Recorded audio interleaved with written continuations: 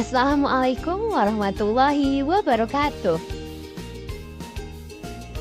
Perkenalkan, saya Roza Ferawati, SPDI, calon guru penggerak Angkatan 10 dari Kabupaten Pelalawan, SMA Negeri 2 Pangkalan Kerinci. Pada video kali ini saya akan membahas mengenai 4 poin seperti yang dapat dilihat pada layar. Yang pertama, gagasan pemikiran Ki Hajar Dewantara. Ki Hajar Dewantara merupakan sosok bapak pendidikan nasional yang telah memberikan pencerahan dalam bidang pendidikan bagi bangsa Indonesia. Maka dari itu, Hari Pendidikan Nasional dirayakan tepat dengan lahirnya beliau, yaitu tanggal 2 Mei. Ki Hajar Dewantara dengan segala filosofi pemikiran pendidikan yang menjadi dasar pada pendidikan nasional dapat saya pahami sebagai berikut. Pendidikan dilakukan dengan terlebih dahulu memahami kodrat dari peserta didik. Dalam hal ini, kodrat dibagi menjadi 2 bagian, yaitu kodrat alam dan juga kodrat zaman. KHD menjelaskan kodrat alam berkaitan dengan sifat dan bentuk lingkungan di mana anak berada, sedangkan kodrat zaman berkaitan dengan isi dan irama. Kodrat alam saat ini adalah perkembangan sosial pergaulan yang jauh berbeda dengan masa guru-guru saat sekolah dulu, dan kodrat zaman dapat dicontohkan dengan kecepatan teknologi yang tak terbendung.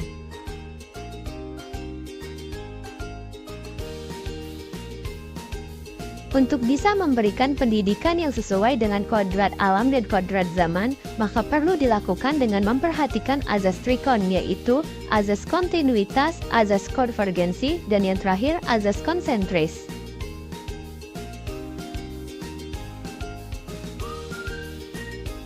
Azas kontinuitas merupakan azas pengembangan pendidikan yang harus dilaksanakan secara terus-menerus dan berkesinambungan.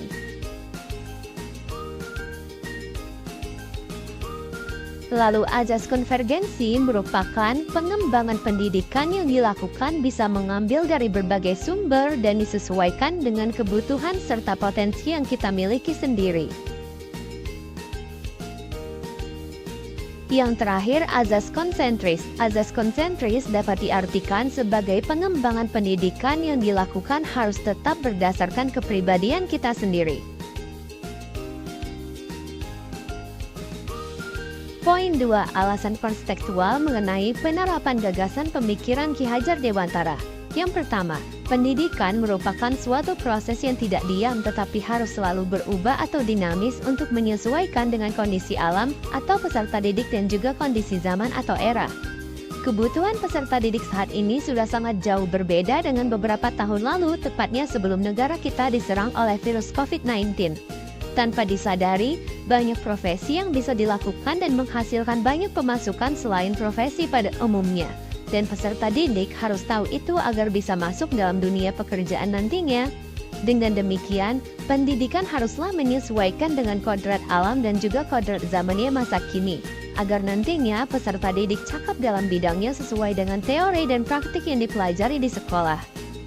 Yang kedua, kondisi dan permasalahan tiap kelas pasti berbeda-beda, tiap sekolah juga berbeda-beda, apalagi tiap daerah yang memiliki dasar budaya yang jelas berbeda seperti yang ada di Indonesia. Sistem pendidikan di ruang kelas akan terlaksana secara efektif apabila kita memperhatikan azas trikon yang digagas oleh Ki Hajar Dewantara.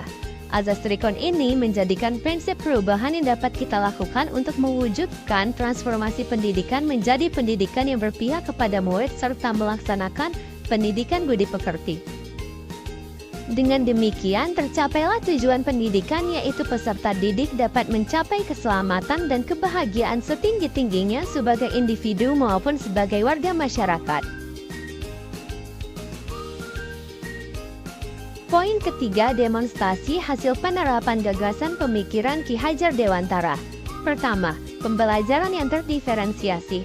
Pembelajaran yang terdiferensiasi merupakan pembelajaran yang sesuai dengan gaya belajar, mengembangkan kelebihan serta menemukan kelemahan dan bagaimana meminimalisirnya.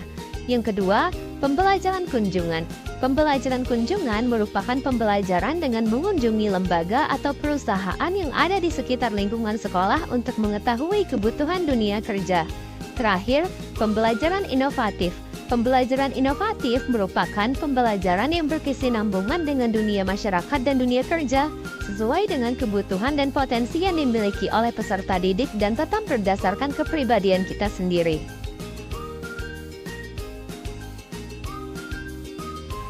Poin terakhir mengenai tantangan dan solusi penerapan pemikiran Ki Hajar Dewantara. Untuk poin tantangan terdiri dari 5 poin, yaitu: pertama, kurangnya motivasi peserta didik dalam belajar. Kedua, kurangnya mendapat dukungan dari orang tua. Ketiga, kurangnya kreativitas guru dalam melaksanakan pembelajaran. 4, terjadinya penolakan terhadap pembaharuan kurikulum. Dan terakhir, masih banyak guru yang gagap teknologi. Untuk solusinya terdiri dari 5 poin juga. Yang pertama, menjalin kerjasama dengan orang tua atau wali peserta didik dalam memotivasi belajar peserta didik serta dukungan dari orang tua. Yang kedua, melakukan pelatihan inovasi pembelajaran. Ketiga, mengajak teman-teman guru dalam mengikuti pelatihan mandiri di PMM. 4, melakukan hearing dengan guru dalam memahami dan menerapkan perubahan kurikulum ini. Dan yang terakhir, melaksanakan BIMTEK kepada guru yang masih gegap teknologi. Sekian video dari saya, thank you for watching.